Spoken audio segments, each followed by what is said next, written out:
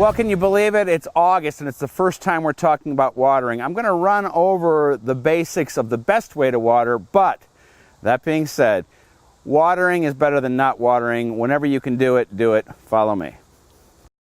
So the best time to do this is early in the morning. The reason for that is the foliage dries out. I've talked to gardeners for years about this, and many like to water at night thinking, well, there's no evaporation. That's the problem. If you were to water a tomato plant and get all that foliage wet and it stayed like that all night long, you'd have fungal issues. Water at the base if you can and really soak them in. Now these little pepper plants, they don't need a lot of water, and we'll just go right towards the end, towards the bottom, and let that soak in there. Now we get to bigger plants, we got to leave that water in for a little bit longer. This is a pepper called habanero roulette. We've talked about it before. It's a sweet habanero, and I love them.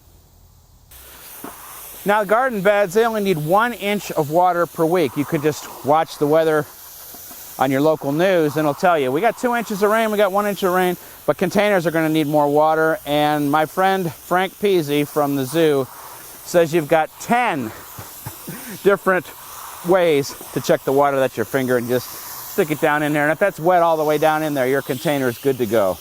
All right, let's water some bigger plants now. So for these huge tomato plants, I just have the water down below here just running.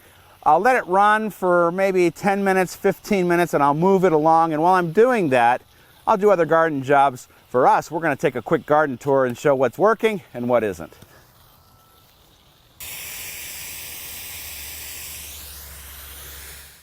Well, I always feel a little guilty when someone sends me plants because I usually just kind of stick them wherever I can.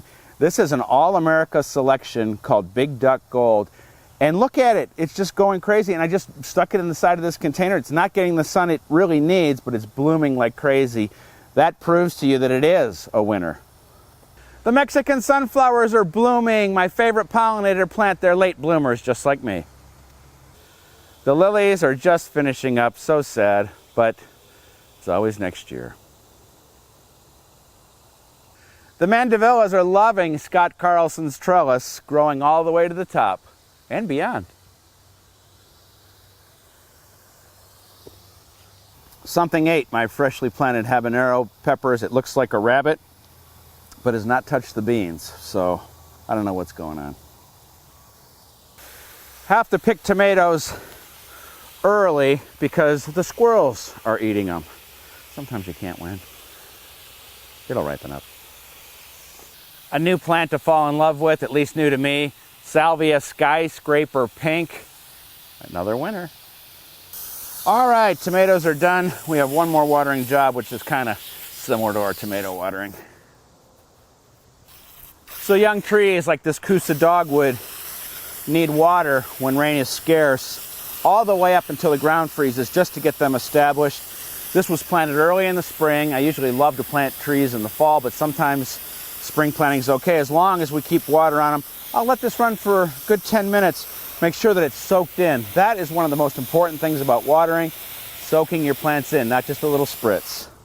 All right, we have one more job to do, and we're going to do it while this guy's getting his water. So we've talked a lot about fertilizing our containers. In fact, after watering those containers, I'm going to put fertilizer on them. That's when that fertilizer can soak in there good. But I'm also working on bringing back some of these rhododendrons on this hillside. In the spring, we gave a full application of hollytone. Now is the last time that we can really fertilize. We don't want them putting out all sorts of new growth at the end of the season, but we still have some time. I'm going to put on, according to the label here, less this time of the year, but just a little bit of fertilizer on the rhododendrons and the other plants, azaleas and other things here. And next spring, we'll do it again, and these plants are coming back and they're blooming good. And it's always good to use an organic fertilizer like hollytone. This one's been around since the late 30s. Got one down here.